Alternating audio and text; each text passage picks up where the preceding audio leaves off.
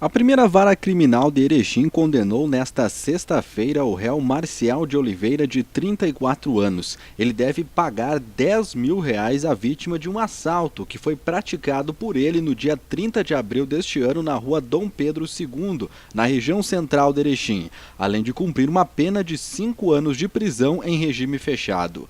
O pedido de indenização foi realizado pelo promotor Gustavo Burgos de Oliveira, representante do Ministério Público, que destacou que agora a vítima poderá solicitar o valor judicialmente, para que o condenado faça o pagamento ou tenha seus bens e futuros ganhos confiscados pela Justiça, para garantir que a pena seja cumprida. Burgos lembrou que até então penas assim são dadas normalmente por juízes de varas cíveis, mas em alguns casos a vítima pode solicitar, mesmo no processo criminal, o pedido de dano moral.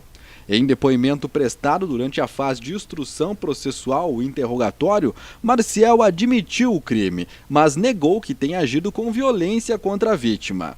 A mulher destacou em juízo que estava retornando do trabalho quando foi abordada pelo acusado e teve sua bolsa levada.